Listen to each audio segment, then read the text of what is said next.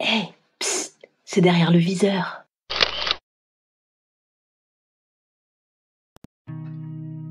Né en 1963, Eric Dexheimer est devenu photographe le jour où il a décidé de prendre son temps. Tout son temps. Et c'est en ces mots, doux et ronds, et appelant presque à la contemplation, que sur son site internet commence sa biographie. Son temps pour que ses explorations photographiques du monde contemporain atteignent le seuil de ses exigences, poursuit-il. Un œil minutieux, consciencieux. Il est de ceux qui se remarquent. Un regard tellement perçant et malicieux à la fois qu'on ne l'oublie pas. Pour autant, il est de ces auteurs qui pratiquent la photographie documentaire comme certains la sociologie, comme un sport de combat. Il plonge, en immersion, dans les lieux et les histoires qu'il saisit, tel Erving Goffman dans Asile. Décryptant les complexités du monde et de l'homme avec un grand H, ces reportages l'ont conduit de nos banlieues, qu'elles soient de Maubeuge ou parisiennes, à la vie des enfants de la rue à travers le monde, de l'univers feutré des autistes à l'intimité de personnes âgées et de personnes en situation de précarité, ou encore auprès des corps sans vie, mais toujours habités d'une morgue. C'est ainsi, sur ces différents chemins réflexifs, qu'Eric Dexheimer nous emmène aujourd'hui, entre peinture de temps moderne et légendes amérindiennes, entre pudeur et complexité, montrant l'invisible des territoires sensibles qu'il nous invite ce soir à venir découvrir derrière le viseur. Eric Dexheimer, bonsoir. Bonsoir. Alors, j'ai l'habitude de commencer cette émission par un petit retour sur votre parcours. Comment vous êtes entré dans ce métier en cherchant des éléments un peu historiques sur votre biographie. Et cette fois-ci, j'ai trouvé peu de choses. La première trace qu'on trouve de vous sur les réseaux sociaux notamment, c'est une projection en 1993 lors d'une soirée underground de Visa pour l'image. Alors j'imagine qu'on ne commence pas directement par Visa, donc est-ce que vous pouvez nous raconter comment tout a commencé pour vous? Eh bien, oui, sans problème. Oui, disons que j'ai eu deux vies bien différentes. Une première vie où j'étais plutôt dans ce que j'ai appelé par la suite mes zones de non-choix, donc je n'étais pas photographe. J'ai été salarié de pas mal d'entreprises. J'ai commencé ma vie professionnelle assez tôt, en fait, j'avais 16 ans. Et j'ai été brinque-ballé dans pas mal de métiers qui avaient tous pour, je dirais, élément commun que ça ne me plaisait pas, en fait. Donc voilà. Donc il y a eu un moment de prise de décision autour de 26 ans à peu près. Et j'ai décidé de démissionner de tous les métiers à feuille de paye pour me lancer dans la photographie et partir pendant pratiquement 1 an et demi en Amérique du Sud pour commencer à être et à devenir photographe. Oui, passer de la zone de non-choix à la zone de choix, donc décider de partir en voyage, et c'était, clairement tourner une page et se saisir de quelque chose de votre itinéraire. Oui, absolument. Et bon, alors c'est sûr que tout ça est passé par de très très nombreuses réflexions et puis quelque chose qui a toujours été un élément aussi important de ma vie d'avant et de ma vie de photographe, par des rencontres. En l'occurrence, la première rencontre liée à la photographie a été un photographe de l'agence Sigma, dont le nom était François Paolini, qui était à cette époque un des photographes connus de ces années-là, qui avait vu des photographies de vacances. Bon, c'était une période un peu curieuse pour moi parce que j'avais besoin tous les ans pour me recentrer un petit peu, comme j'étais, vous l'aurez compris, dans un univers qui ne me plaisait pas, un univers professionnel qui ne me plaisait pas. J'avais besoin de me recentrer, donc je partais beaucoup loin et dans des zones, je dirais, personnelles, euh, un petit peu complexe. Donc j'ai fait des marches dans le désert du Hogar en solitaire, j'ai fait le même genre de choses à la frontière tibétaine. Donc je partais avec le sac à dos pendant 1 mois et je me faisais mal en quelque sorte, mais avec un appareil photo. Et le peu de photographies que j'ai ramenées sont tombées tout à fait par hasard en fait sous les yeux de François Paolini, qui était un ami de quelqu'un de mon entourage. Et en voyant ces photos, il m'a dit un soir, je pense que tu fais aussi bien que beaucoup de photographes de notre agence. Et comme Sigma à l'époque était une des grandes agences mondialement connues, disons que ça a été les mots qui m'ont donné des ailes. Et voilà, donc après, il s'est passé une petite année où j'ai donné ma démission en prévenant mes employeurs. Donc à ce moment-là, j'avais un poste direction dans un groupe, un grand groupe français. Et puis je suis parti donc en Amérique du Sud avec 200 pellicules à l'époque, parce qu'on travaillait encore en pellicule, et 2 appareils photo. Voilà, et ça a été le début de mon aventure de photo. Alors évidemment, tout le monde, n'obtient pas comme ça la reconnaissance d'un photographe de chez Sigma. J'imagine que ça met en confiance, mais c'était quand même une sacrée prise de risque malgré tout, tout plaquer, surtout un poste de direction dans un grand groupe, partir avec 200 pellicules, à l'autre bout de la terre. Qu'est-ce qui vous a poussé? C'était le la certitude d'avoir une place à prendre, à jouer, quelque chose à faire, un message à délivrer? Qu'est-ce qui vous a poussé à partir à l'autre bout du monde?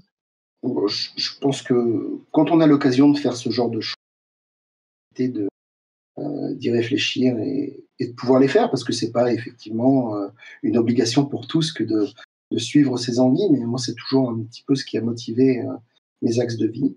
Donc bon, ça m'a pas gêné de partir dans cette direction-là. Alors après, trouver une place, malheureusement, après presque 27 ans de carrière, je non, j'ai jamais eu cette certitude-là, parce que je sais combien, enfin, demain, je peux disparaître et pour autant, il est fort possible que le milieu ou l'histoire de la photographie tout court m'oublie joyeusement.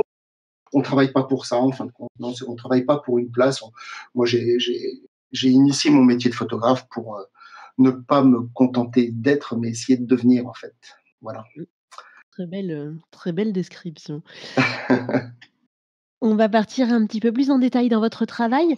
En 1996 paraît Sensible quartier, regard sur une cité, dans lequel vous vous Mhm. promenez votre regard et votre objectif dans une grande cité française, le Val-Fouré, à Mantes-la-Jolie. Et on y découvre une réalité poétique d'un quotidien que l'on montre finalement assez peu dans les discours classiques, qui va d'une fillette, qui attend d'arpenter le monde, au travers d'une porte vitrée, des poules et des lapins sur le marché ou du parvis de la mission locale transformé en terrain de guerre pour des enfants. Parlez-nous de ce travail documentaire et comment vous avez décidé de le mener, la manière dont vous avez eu envie de le traiter? Alors, je vais, en guise de préambule, je vais quand même vous expliquer un petit peu la période. Ça a été déterminant, je dirais, dans un sens, surtout pour savoir ce que je ne souhaitais pas faire dans ce métier. J'ai appris à marcher à reculons, faire des sorties de conseil des ministres et monter dans des hélicoptères, mais j'ai très vite su que ce métier, en tout cas dans cette forme, enfin travailler dans des poules où on se prenait des coups de coude de confrères ou des choses comme ça ne me plaisait pas. Et puis mon désir a toujours été de que mon action photographique, si on pense qu'il y en a une, serve à quelque chose. Donc à l'époque où j'étais en Amérique du Sud, en fait, il y avait eu les premières grosses émeutes en banlieue et en particulier au Val-Fouré dans les Yvelines, où il y avait eu des morts du côté de la police et du côté des jeunes. Et tout ça, enfin, quels que soient les bords, dans les deux bords, ça m'avait semblé foncièrement injuste. À l'époque, il y avait des annuaires téléphoniques de représentation des banlieues avec des voitures qui brûlent. Enfin, tout ça, tout le monde a ces images-là en tête. Et il m'a semblé intéressant de ne pas travailler dans le factuel et d'essayer de faire le pas de côté nécessaire à une meilleure observation des choses. Donc, j'ai décidé de partir au Val-Fouré déjà dans un premier temps. Et puis, je me souviens qu'à l'époque, je l'ai replanté en long, en large et en travers, mais pour déjà essayer de comprendre les lieux, les sentir, les, les rendre perceptibles à mon œil. Et puis, par la suite, le hasard des rencontres, toujours. Euh, et peut-être ai-je, si j'ai un talent, c'est peut-être celui de voir les gens euh, voilà, qui peuvent me mener sur un chemin. Donc, c'est ça qui a été vraiment un moteur dans ma vie, hein, de faire des rencontres. Et donc, à l'époque, je repartais chez moi le soir, et puis, donc en région parisienne, et je repartais au Val-Fouré le lendemain matin, et ainsi de suite. Et puis, j'ai rencontré une personne qui était responsable d'un, d'un lieu de réception pour jeunes ados qui étaient pas déscolarisés, mais qui avaient des problèmes scolaires. Ils étaient en internat, et donc il m'a proposé, autour d'un verre, de me recevoir dans ce lieu. Et je suis resté au Val-Fouré pendant presque 290 jours. Euh, c'est un peu ma moyenne. En fait, j'ai commencé mon métier de photographe documentaire comme ça. Euh, voilà, et je dormais sur place. Et puis petit à petit, bah, enfin, quand on est dans ce type d'approche, il y a des lieux où on peut rencontrer beaucoup de gens, qui sont les cafés. Et puis quand ils vous voient arpenter le Val-Fouré en long, en large et en travers toute la journée, bah, après, il y a des gens qui s'imaginent vous connaître depuis que vous êtes né. Et puis après, on tisse un lien et petit à petit, les photos arrivent. Des photos qui représentent la vraie vie quand on est en immersion comme ça reprend un petit peu l'introduction et la comparaison que je faisais avec Erving Goffman. On sent vraiment dans votre travail à quel point, voilà, il y a ce travail d'immersion et de vraiment, vous fondre dans le paysage, je trouve que ça transparaît vraiment. Vous parliez des rencontres. Dans les rencontres, notables, il y a la rencontre avec Albert Jacquard qui a écrit, des textes qui vont avec ce reportage, avec ce travail documentaire justement? Oui, oui, bah, qui est devenu en fait mon premier ouvrage. Alors c'est vrai que à l'époque, l'édition n'était pas ce qu'elle est devenue aujourd'hui. On avait encore, je dirais, possiblement des éditeurs qui vous éditaient sans vous demander d'argent. Et du coup, enfin, on n'avait pas à le chercher en fait, pour pouvoir être édité. Donc, ça a été le cas à l'époque. Et puis, j'ai écrit à Albert Jacquard parce que c'est vrai que c'est un homme que je respectais profondément pour ses idées humanistes et tout ce qu'il dégageait en plus de son métier de scientifique. Et il m'a répondu favorablement donc à une possibilité d'écrire sur mes photos. Donc il a écrit un très très joli petit texte, très court, et qui est devenu donc la préface de l'ouvrage, qui est devenu donc Sensible quartier, voilà, qui est sorti presque 2 ans après. Alors comme on le notait en introduction aussi, vous avez beaucoup travaillé avec des associations dans le milieu du handicap comme, pour Derrière le miroir ou auprès de personnes âgées. Oui. Heu, Ce sont des thèmes sociétaux pardon? Non, non, je disais oui. Pas de ce sont des thèmes sociétaux sensibles et qui touchent directement à la question de l'intimité et de l'altérité. D'où vous est venu cet intérêt pour ces sujets qui sont un peu le fil rouge de l'ensemble de vos travaux? Je crois profondément que la photographie, en tout cas la mienne, a un devoir de, euh, de, de, de reconnaissance quelque part du moment dans lequel on évolue en tant que photographe. Je pense qu'on a cette responsabilité en nous de marquer un petit peu l'époque dans laquelle on évolue. Et donc après, moi j'ai fait mes choix parce que par des intérêts, toujours des rencontres d'ailleurs. Hein, je crois que de l'autre côté du miroir, c'est parce que j'avais dans mon entourage des parents que je connaissais comme des amis et euh, qui ne m'avaient jamais présenté leur fille autiste. Et c'est vrai que quand j'ai fait cette rencontre avec cette petite fille et que j'ai vu les parents chez eux que je connaissais depuis des années, qui m'avaient ouvert leurs portes et que d'un seul coup on prend conscience de, de, de l'impossibilité de vivre tout simplement pour la prise en charge de l'autisme de cette époque-là, hein, c'est quand même un petit peu maintenant. On doit être en 92, je crois, en 93. Donc les choses ont un petit peu changé. Bon, bah, le pas pour un homme comme moi, en tout cas, un photographe comme moi, n'est pas très très long à faire pour dire bah, je vais essayer avec l'outil qui est le mien de montrer ce que vous vivez. Et puis après ça, de fil en aiguille, parce on est aussi à un endroit, investigateur, et on trouve d'autres lieux, on fait d'autres renseignes. Il faut savoir que dans la photographie documentaire, la prise documentaire, tout ce qui est la lecture, tout ce qui est la recherche, les coups de fil, les rencontres, etc., peut prendre plus d'1 an. Hein. Donc c'est un peu ma moyenne. Donc, effectivement, après, on rencontre des gens qui sont intéressés par un projet qu'on leur propose. Et voilà, d'où me vient mon intérêt. Bah, je crois profondément que c'est dans ces marges-là qu'on peut, quand on les met en exergue, corriger nos Oui, c'est vrai que la terme le thème de la marge est très important dans votre travail, en effet, c'est tout à fait lié. Plus récemment, vous avez passé 14 semaines de résidence à Fessenheim pour, la caisse centrale des activités sociales d'EDF, le Oui. CCAS. Comment s'est passée votre immersion à l'intérieur de la centrale et qu'est-ce que cela vous a donné envie de raconter? Parce que du coup, c'est un thème qui est très différent des autres. Quel en Oui, alors, qui est là aussi, en fait, quand on est volontaire, on je dirais 2 vies, là aussi, encore 2 vies.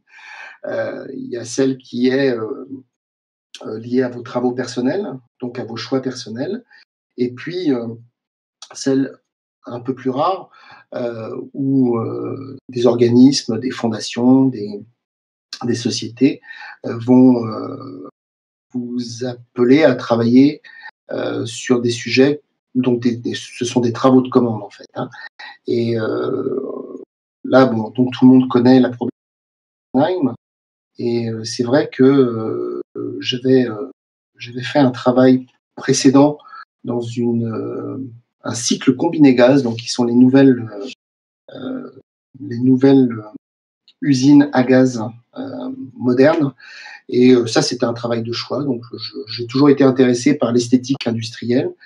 Et je me suis, en fait, quand la CCAS a vu ces travaux-là, qui étaient connus en interne et qui avaient été exposés chez eux, j'ai eu cette proposition de travailler à Fessenheim.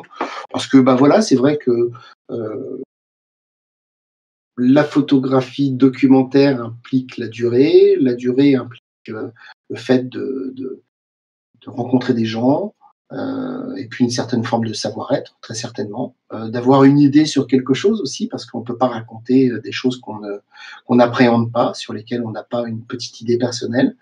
Et je me suis retrouvé donc dans cette usine, dans cette centrale nucléaire, où très peu de photographes sont restés longtemps d'ailleurs, à faire un travail en noir et blanc, puis à raconter une histoire du nucléaire aujourd'hui, avec, mais surtout une histoire de l'humain à l'intérieur de l'industrie nucléaire.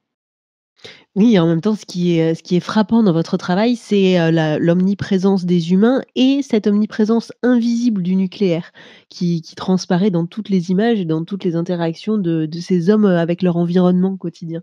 C'est très, très, prégnant dans votre travail pour le coup. Mmh. Bah, ouais, et c'est vrai que le type de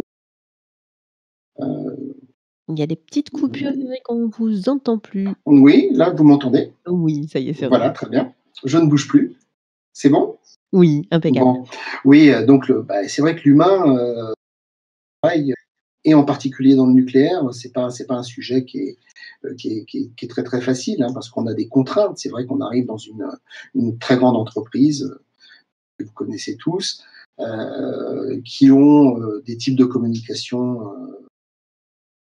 particuliers et puis vous arrivez avec votre mode, où le noir et blanc peut poser un problème, où votre type de démonstration peut poser un problème. Heu, donc voilà, donc j'ai essayé de montrer la ne pas, sortir complètement de mon sujet et toujours surtout ne jamais oublier qu'on était quand même dans une industrie, particulière et en essayant de développer, les éléments de tension, enfin voilà, parce que la je vais vous dire tout de suite mon sentiment personnel, c'est bon, quel que soit ce qu'on peut penser du nucléaire, j'ai mon opinion là-dessus, mais ça c'est pas l'objet de ce soir. Je pense que les politiques en général, depuis des dizaines et des dizaines d'années, ne pensent jamais en fait à l'élément humain. Toutes les fins des grandes industries, quelles qu'elles soient, ce fut le cas dans le charbon, ce fut le cas enfin, dans toutes les grandes industries, les éléments humains étaient un petit peu oubliés. Donc voilà, et là, c'est vrai qu'on se retrouve face à quelque chose qui est extrêmement complexe du point de vue humain. Voilà, donc j'ai essayé de montrer la passion, j'ai essayé de montrer le travail, j'ai essayé de montrer les sueurs, j'ai essayé de montrer les larmes, j'ai essayé de montrer effectivement cette industrie d'une façon un petit peu différente. En tout cas, je l'ai montrée telle que moi je la voyais. Et, et puis, bah, j'espère que voilà, elles marqueront cette histoire-là que ces photos marqueront cette histoire-là. En tout cas, ce fut le cas pour moi et nous Merci. allons nos auditeurs vont pouvoir se tourner un instant vers leurs écrans parce que, on reste sur le même fil directeur, hein, sur, la question de l'impact des politiques sur l'humain et vous le montrez très bien aussi en ce qui concerne la politique du logement dans une série, intitulée Domicile fixe. Et j'ai choisi pour ce premier focus une image tirée de cette série que j'affectionne particulièrement et qui montre un homme aux cheveux blancs et en costume cravate dans ce qui semble être son appartement avec, au plafond le papier peint qui se décolle par les entières. C'est une série qui a fait l'objet de diverses expositions en France et d'une projection aux soirées, Visa pour l'image. Est-ce que vous pouvez nous raconter dans quel contexte vous avez été amené à travailler sur ce sujet et comment s'est déroulée la partie prise de vue de cette série, Eric? Oui, j'ai, assez rapidement, j'ai été en relation avec une association, qui s'appelle les Petits Frères des Pauvres, hein, donc qui s'occupe, entre autres, de créer du lien à des vieillards. Alors je vais employer des mots, je ne sais pas si vos auditeurs, sont sensibles à ces mots-là, mais Non, enfin bon, voilà. pas trop Donc sorti des oreilles. et après Amour de vieux et vieilles amours, qui a été le premier travail sur le sentiment amoureux chez les grands vieillards, donc les personnes de plus de 80 ans, j'ai tout de suite été amené, sur la demande des Petits Frères des Pauvres, à travailler sur cet ouvrage, dont le nom est sans. Ça y est, j'ai oublié. Aidez-moi un petit peu, Héloïse, s'il vous plaît.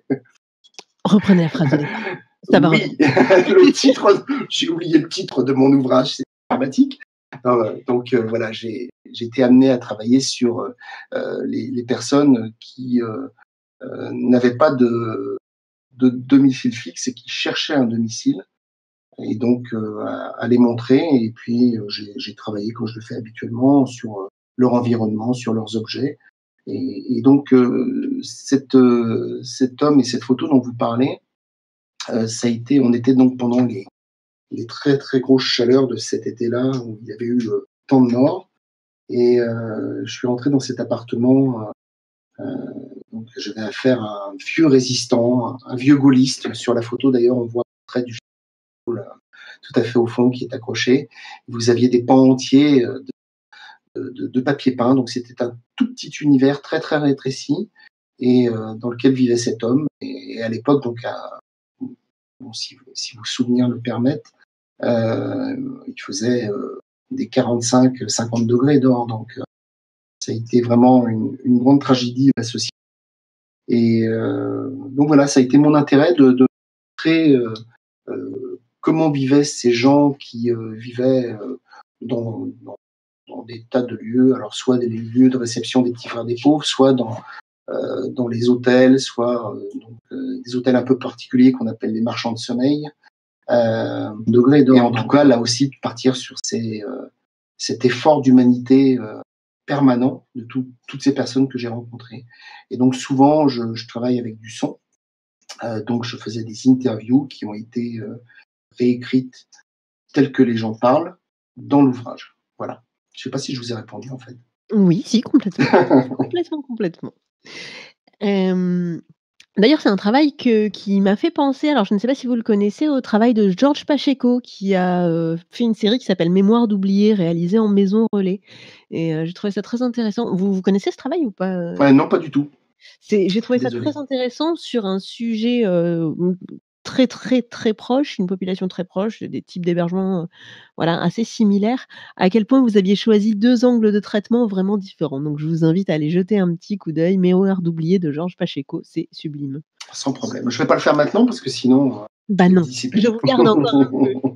On va passer à la deuxième partie et parler un grand, grand projet, sur les perceptions de la mort que vous menez, une trilogie qui comprend, donc, In fine, Primal, une théorie de la violence et Transforme et qui a mis 15 ans à maturer. Moi, je voulais savoir ce qui s'était passé pendant ces 15 ans. Est-ce que vous pouvez nous parler un peu de ce processus de maturation d'un tel projet?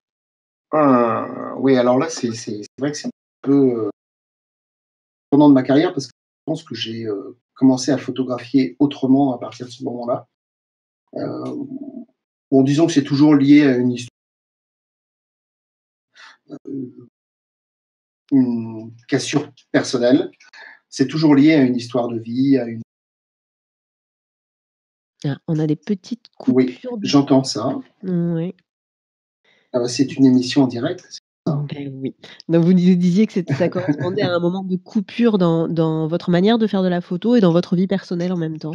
Voilà, je pense qu'on a des moments, comme ceux-là qui, vous amènent à prendre des décisions et à l'époque, il m'a semblé opportun de travailler ce sujet in fine, comme étant, mon dernier sujet. Alors ça peut sembler, je ne vais pas rentrer dans les détails, mais c'est vrai que, je m'étais,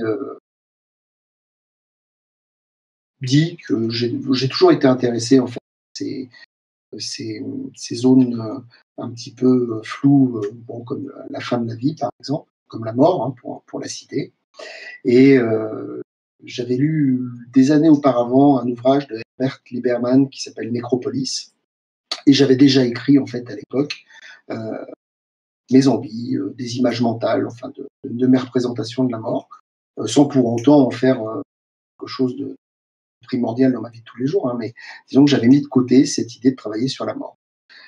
Et puis, petit à petit, bah, parce que le naturel revient au galop, plus on se documente, plus ça devient un sujet qui prend de l'épaisseur.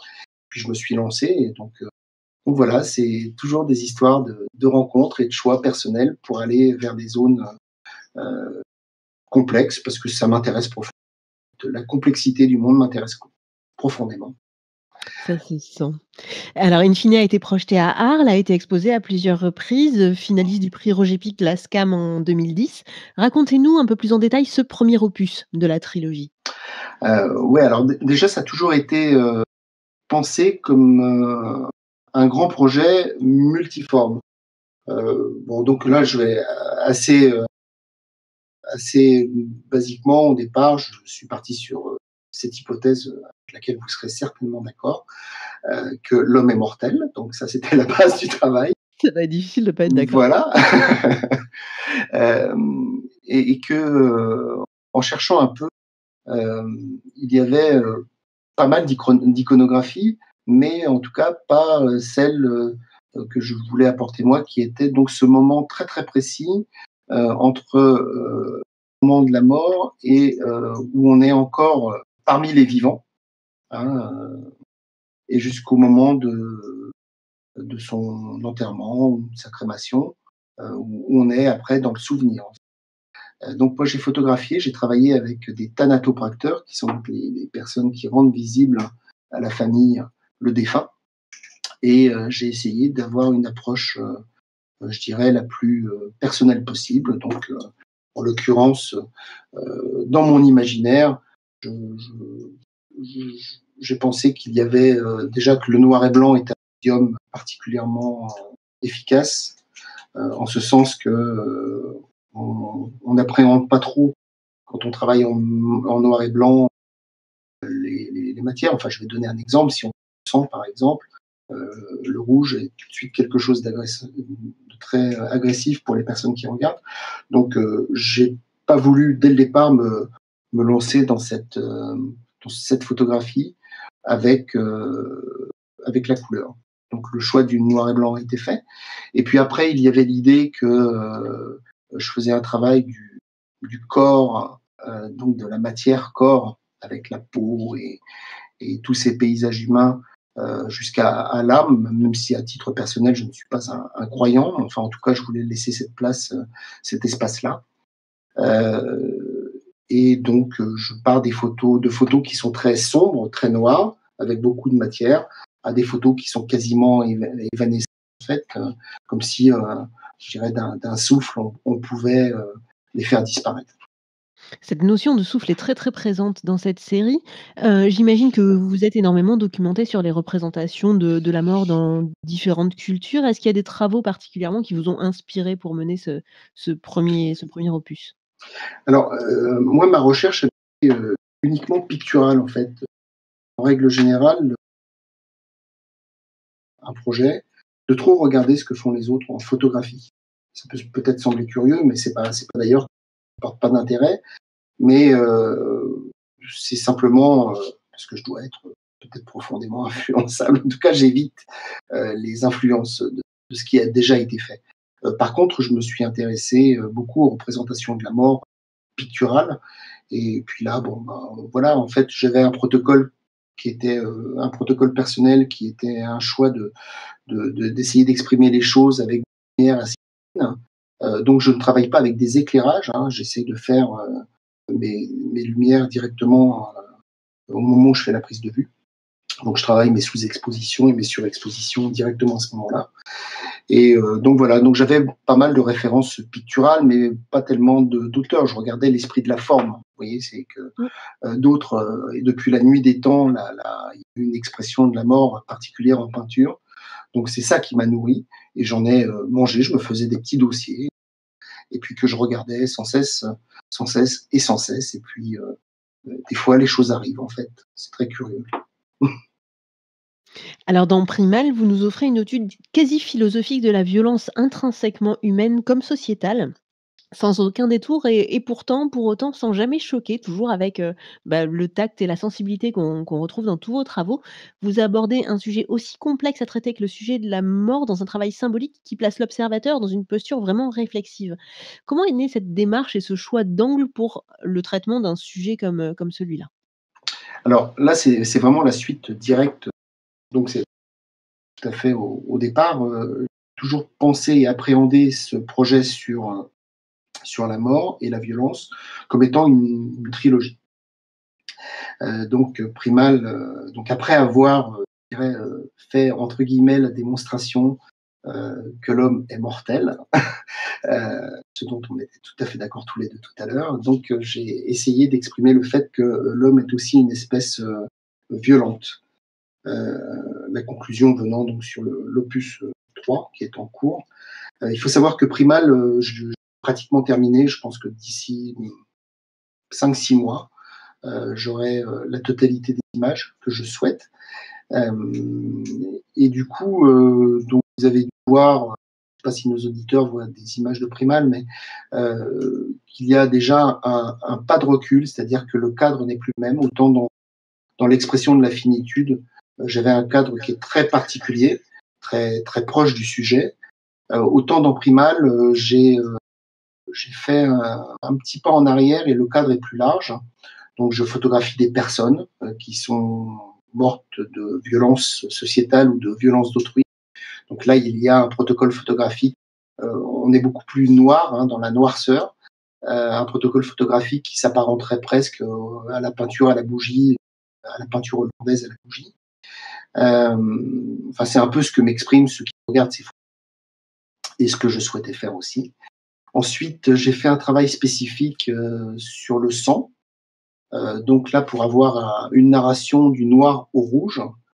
Donc là, c'est plus, enfin bon, pour les références cinématographiques, euh, enfin bon, enfin voilà, le pont entre le noir et le rouge me semblait important. Je fais un travail spécifique sur les armes de crime. Et donc ça a été très très long à monter, parce que évidemment, on n'a pas accès comme ça à des armes de. Donc c'est pratiquement une approche de 4 ans, très long. Il y a oui, à peu près 4 ans. Et bon, ben voilà, ça aura pris en tout 5 ans de ma vie, mais la prise documentaire, la recherche des contacts, les rencontres foireuses aussi, parce que voilà, il y en a pas mal. On part dans des zones comme ça, puis c'est une impasse, et puis on peut rien faire, et puis on revient en arrière, et puis on laisse passer du temps, et puis voilà. Donc aujourd'hui, j'ai donc des armes de crime, et puis depuis quelques mois, la possibilité de travailler avec l'IRCGN, qui sont donc les experts de la gendarmerie nationale, avec lesquels je peux approcher encore un peu plus près la violence de l'homme au travers du crime. Et j'espère en faire. Ça commence à se dessiner dans ma tête, hein, les choses deviennent de plus en plus précises. C'est très curieux d'ailleurs comment les choses se construisent, mais j'ai maintenant une vision d'ensemble, et c'est pour ça que je suis en mesure de dire que dans 5-6 mois, ce sera terminé. Et du coup, vous avez commencé la 3e partie ou est-ce que vous commencerez au moment où Primal sera terminé? Oui, alors là, j'ai déjà quelques images, hein, et je suis déjà dans la recherche comment dire, de contact pour nourrir ce troisième projet. Donc là, l'idée, c'est que nous sommes d'accord, l'homme est mortel, l'homme est profondément violent, euh, par essence, je pense. Voilà, donc c'est toujours un combat chez l'être humain entre, je vais être assez manichéen, mais le bien et le mal. Voilà, on est une espèce qui a du mal à, à ne pas s'auto-détruire. On est une espèce aucune espèce n'a autant agi sur son environnement au point qu'on se dise que dans 50 ans, les carottes sont cuites pour l'espèce si jamais on ne trouve pas des solutions. Autant, voilà, donc il y a des sortes d'aberrations comme qui sont liées directement à l'homme, les crimes de masse, choses comme ça. Enfin, on voit rarement ça dans la nature avec autant de cruauté.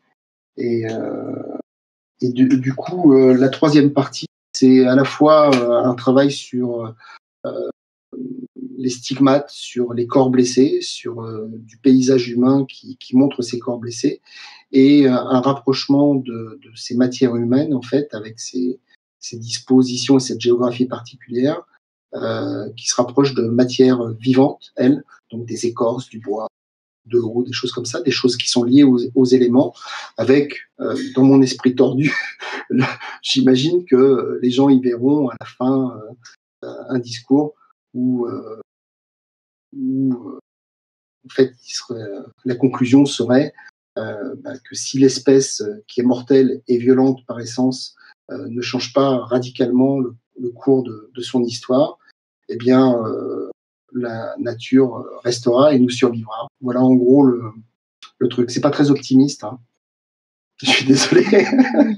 Ou pas, en même temps, tout dépendra de comment la nature survivra, à quel point on tient l'espèce humaine peut-être. On va clore, la démonstration, enfin la petite explication sur votre travail Ouais. en nous tournant à nouveau vers les écrans pour voir une des images. Alors il y en a beaucoup qui ont défilé à l'écran, mais une des images, moi, qui m'a beaucoup interrogée de cette trilogie. Est-ce que vous pouvez nous en dire un petit peu plus sur l'histoire qui se cache derrière cette image et voilà, et Ouais. ce qu'elle alors Euh, c'est vous, vous pouvez me la décrire? oui, tout à fait. C'est une image, donc plutôt sombre en noir et blanc, hein, qui fait partie de la trilogie où on voit une ch qui, semble-t-il, repose sur, un socle, mais c'est assez mystérieux. Oui, bah ça c'est vrai que ça fait partie des images de présentation de cette réalité un petit peu crue de la mort.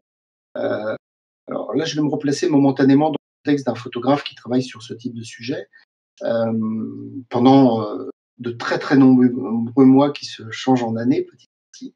C'est-à-dire que tous les jours, tous les matins, à chaque moment de votre vie, votre sujet vous accompagne. Quand vous dormez, vous prenez le café le matin, quand vous prenez le métro, quand vous rencontrez des gens, en fait.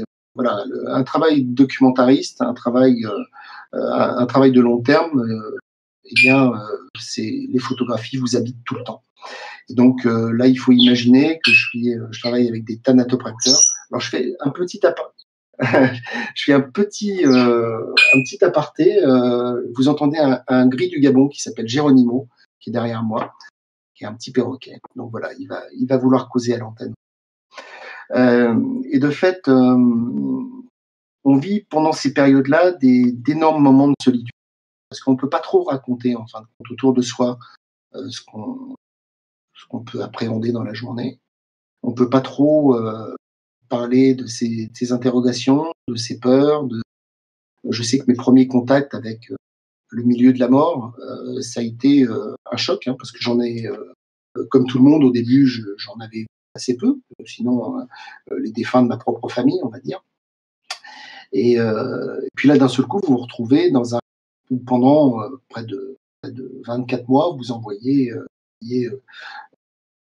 presque 400 personnes, hein, 400 défunts. Donc le choc est extrêmement. faut arriver à se dissocier, il faut arriver à extraire de ce que vous voyez votre expression, ce qui n'est pas facile, parce que sinon on tombe dans un premier degré photographique. On ne photographie que ce que l'on voit et pas tellement ce que l'on souhaite montrer.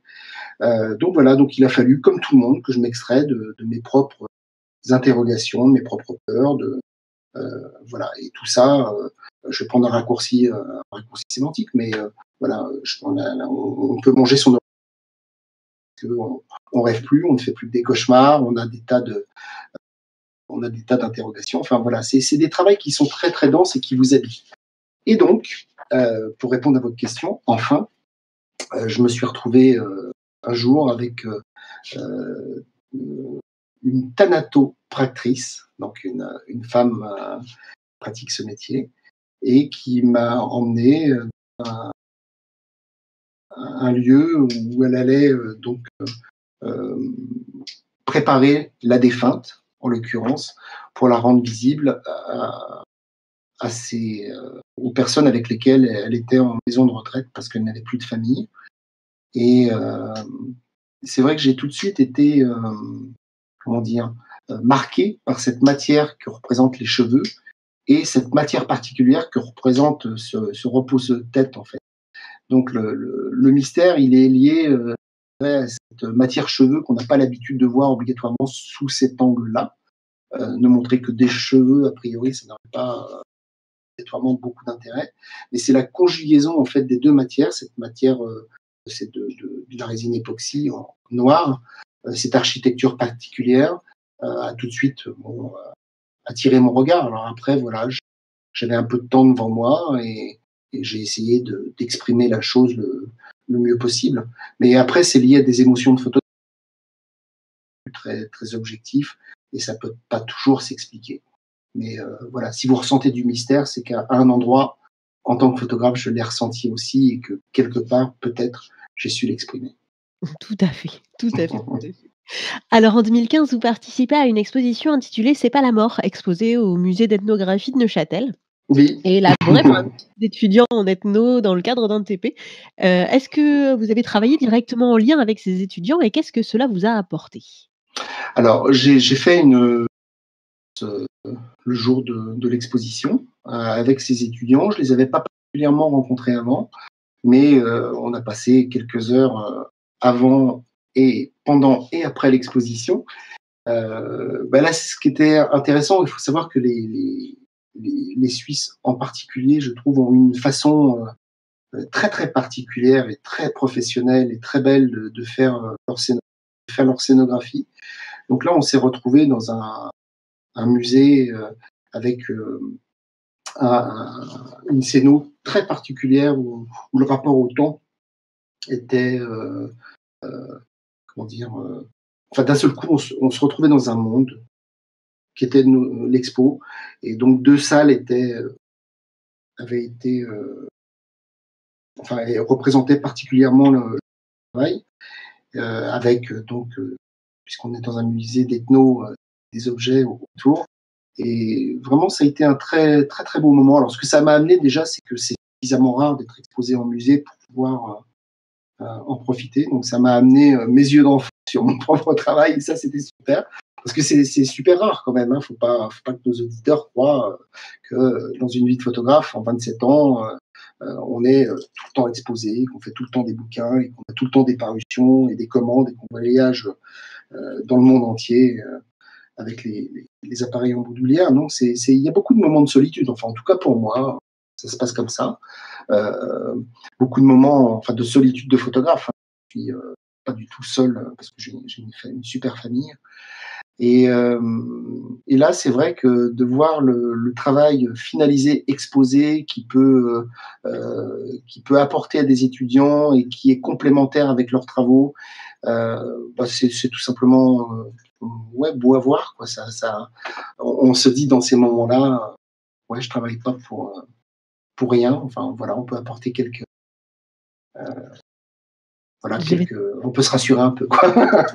J'avais trouvé un article sur l'exposition où le journaliste qualifiait la scénographie, je rebondis sur la scénographie parce que c'est vrai que les images que j'en ai vues en tout cas étaient extraordinaires, parlait de grand écart congru.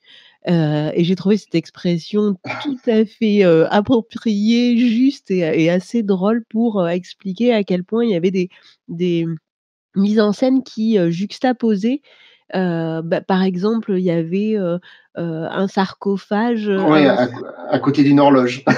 une horloge à côté d'un cercueil et Oui, oui, voilà, tout à fait. pour nos auditeurs, je trouve que cette expression de grand écart congru, correspond tout à fait à la scénographie qui avait été choisie pour cette expo.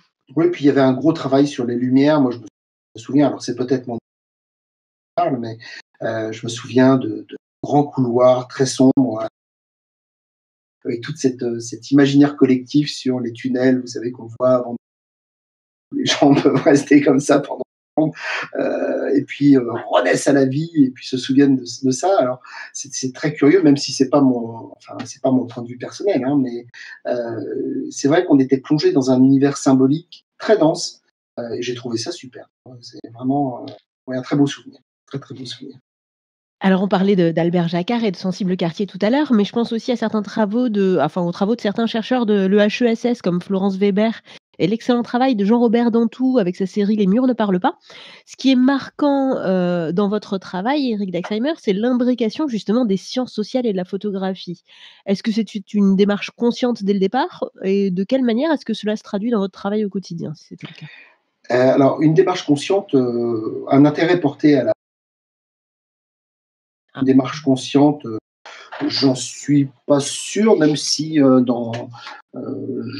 pense que petit, je rêvais de faire des métiers se terminant par log et paragraphe, comme sociologue, océanographe, voilà. Donc quelque part, je suis devenu photographe et j'ai rempli la moitié de ma mission. Je peux vous dire qu'après, voilà, à partir du moment où on s'intéresse à nos sociétés, on s'intéresse à leurs marges, qu'on travaille avec l'idée possible de changer les choses, même auprès de très très peu de gens, qu'on travaille avec l'idée que les photographies ont une vie propre une fois qu'elles sont faites et qu'elles peuvent décrire une société de façon très très précise, pour pas que le futur s'en empare différemment de notre présent à nous.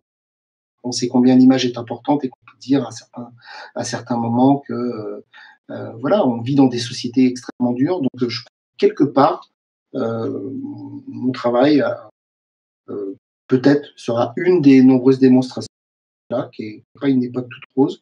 Je peux vous dire que dès le début de ma carrière de photographe, euh, l'école de journalisme de Paris via Yann Morvan avait édité un ouvrage de référence qui s'appelle Photojournalisme, dans laquelle j'avais une partie sur mon travail. Donc à l'époque, je n'avais pas fait grand-chose sinon le travail sur l'autisme et Amour de vieux, et on me qualifiait d'ethnophotographe. Donc voilà, à un moment, euh, ce que les autres pensent de vos travaux, ça vous échappe un petit peu, et puis il y a des termes qui vont avec. Euh, voilà. Ceci dit, j'ai eu droit à photographe des morts, photographe des gens en fauteuil, enfin voilà aussi. Donc, mais profondément, oui, je crois on est un petit peu à la croix particulier qui est l'appareil photo. Alors, on a parlé du contexte général, en effet, de la place de la photographie dans le contexte social, le contexte temporel. On va se recentrer un petit peu, avant de se quitter, sur le contexte de travail des photographes. Vous êtes membre depuis sa création de Signature, maison de photographes, fondée par, Frédéric Founès et Marie Carcenti en 2007. Comment est née cette histoire d'amour? Racontez-nous. Oh, ça fait maintenant, ça fait très longtemps qu'on se connaît. Donc, alors Frédéric, à une époque de sa vie, travaillait au Petit Frère des pauvres, hein. Donc c'est là que nous nous sommes rencontrés. Et puis Marie Carcenti travaillait l'agence qui a disparu depuis, dont le nom était Editing. Euh, et j'en ai fait partie pendant une douzaine d'années. Donc voilà, et puis c'est une histoire d'amitié, c'est une histoire de combat par rapport à notre vision de la photographie. On revendique le fait de ne pas regarder le monde d'une façon convenue. On revendique le fait de ne pas regarder le monde avec uniquement dans des factuels. On revendique le fait d'avoir une idée politique large du terme, implication du citoyen dans la cité, politis. Donc, notre vision du monde est évidemment mais avec le petit pas de côté nécessaire pour en faire quelque chose d'autre, enfin, comme tant d'autres, hein, et on essaye de défendre cette idée de la photographie qui montre pas seulement du fait, bon, voilà, pour montrer que quand on voit une photo, en fait, quand on voit quelque chose, il y a toujours un avant, il y a un après, et évidemment un présent, mais on n'est pas toujours relié au présent. C'est un petit peu ce que je cherche à montrer avec derrière le viseur, c'est que derrière une image, il y a avant tout un photographe, quelque part. C'est vrai que quand nous avons préparé ensemble cette émission, vous avez pu me faire part, pardon, de votre attachement à l'esprit, hein, de Signature et à sa philosophie. Qu'est-ce que cela vous apporte, dans votre travail au quotidien?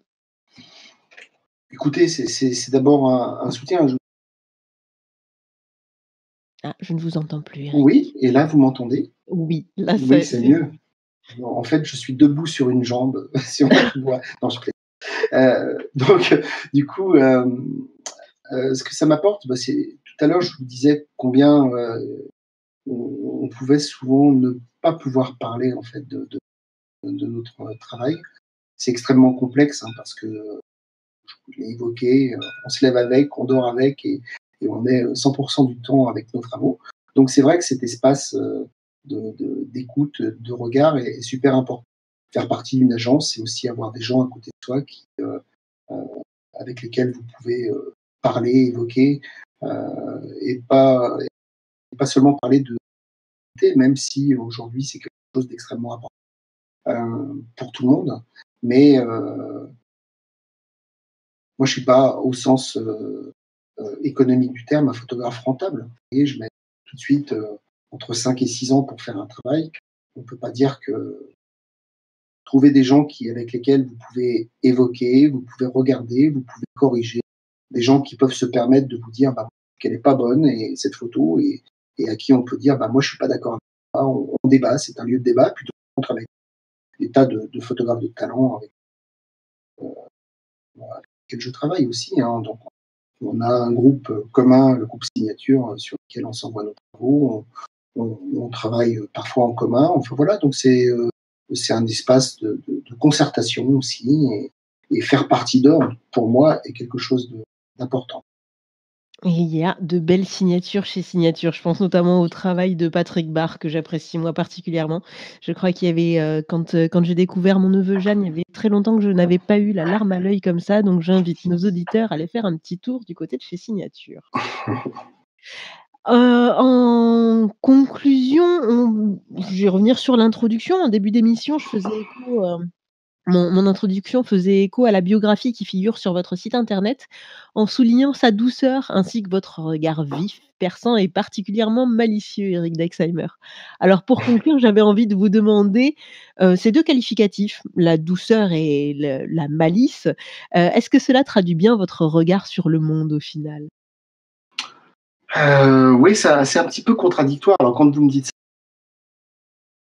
oui, mais, mais c'est un peu contradictoire avec le discours que j'ai eu tout à l'heure sur l'être humain et le fait qu'on aille dans le mur si jamais on ne fait pas les choses collectivement. Mais en tout cas, je crois que un des maîtres mots, alors ça va sembler bateau, peut-être pas mal de gens, mais je pense qu'un des maîtres mots de mon travail, c'est déjà l'amour. Je pense que c'est une vertu qui est importante à porter. Le se tourner vers l'autre et le considérer, quelle que soit la forme. Vous voyez, par exemple, bah, voilà, j'ai photographié des défunts, mais je les ai considérés. J'ai eu un véritable dialogue, enfin, symbolique, hein, avec eux, et je crois qu'on ne voit pas seulement des défunts. Donc, et pour les vivants, c'est pareil. Les enfants des toujours eu cette constante en fait d'un intérêt particulier aux autres. Voilà. Pour ce qui est de la malice, je sais pas. Vous m'avez trouvé malicieux Héloïse? Oui, dans votre manière de traiter de sujets qui peuvent, pourtant être, vécus de manière si douloureuse, je trouve il y a quand même dans votre regard quelque chose de profondément, heu, optimiste. Même si le propos est grave et reste très juste et absolument pas naïf, je trouve qu'il y a de la malice dans la manière dont, en tout cas, vous essayez de porter le message. Ben, merci beaucoup, en tout cas, ça me fait plaisir. Et Regarde là. puisqu'il nous reste une petite minute, on avait un auditeur qui, nous a posé une petite question sur le forum, si vous m'autorisez à vous la poser. Oui. Alors on aime bien nous laisser la parole à nos auditeurs. Il nous demande, alors c'était pas prévu, hein, grâce à une intelligence de la sensibilité, grâce à une intelligence de la sensibilité, comment devient-on reconnu dans la profession pour pouvoir en vivre? S'agit-il uniquement de cette intelligence, plus de la technique? Alors non, très honnêtement, je crois pas du tout Ah, à la technique. la Ouais, très honnêtement, pour ma part, je ne crois pas du tout à la technique. Vous êtes toujours là, Héloïse? oui, vous ne Oui, croyez pas oui, à la oui, technique? pardon. On vous Non, non, entend. non. Non, je pense que, c'est un véhicule, mais ce qui est important, c'est surtout, ce qu'on a dans la tête et notre façon de penser notre travail. Après, comment on devient connu, enfin si c'est des appellations incontrôlées en fait, on n'est jamais connu. On est dans des milieux qui peuvent vous oublier assez facilement et puis on ne travaille pas pour ça. Donc c'est juste, si je devais dire des mots, c'est l'envie, la persévérance, la passion. Moi, tous les photographes que je connais, on en vit et parfois très mal, hein. Il y a eu des tas d'articles là-dessus, ces derniers temps, mais je voudrais pas tomber dans le pathos, mais c'est vrai que c'est une profession, c'est une profession complexe, voilà, parce que beaucoup de gens sont obligés de tenir coûte que coûte, malgré le fait que c'est des conditions de vie parfois, complexes, on n'a pas d'argent comme ça qui tombe. On peut rester 6 mois, 8 mois sans recevoir, enfin on a souvent, voilà, rien pour vivre. Enfin, il y a des très grands noms de la photographie qui n'avaient même plus de sécurité sociale, il y a quelques temps. Donc, bon, voilà, ça fait partie de cette réalité-là. Donc, je dirais le courage, mais je parle pour tous mes collègues, l'abnégation, l'envie, la passion, et puis de la suite dans les idées surtout Et la aussi. chance de quelques rencontres parfois. Voilà, c'est sûr, c'est sûr. Merci beaucoup Eric Dexheimer. Est-ce que vous avez une petite question pour nous avant de partir? Eh bien, bah ça, non, peut-être pas une question, mais j'espère en tout cas avoir apporté quelque chose à nos auditeurs. Et puis, voilà, pas une question, mais en tout cas un compliment. C'est une belle émission et je trouve que vous avez la parole juste, Héloïse. Merci beaucoup. Merci énormément Eric Dexheimer, Ouais, pardon, pas d'avoir facile. accédé. Non, c'est la fin de l'émission. Merci d'avoir accepté cette invitation. En tout cas, c'était un plaisir de vous recevoir ici. Un gros remerciement à l'équipe technique, à Hijacker, mon réalisateur adoré, à Brique Bleue pour les réseaux sociaux. Un gros merci à notre équipe support, que ce soit les graphistes et les autres petites mains de la radio. On se retrouve, la prochaine émission, c'est demain avec un gros plan spécial langue avec Linguisticae et Modacilla. D'ici là, n'oubliez pas les petits pouces en dessous de la vidéo. Et pour Derrière le viseur, on se retrouve le mois prochain. À bientôt. À bientôt, Héloïse.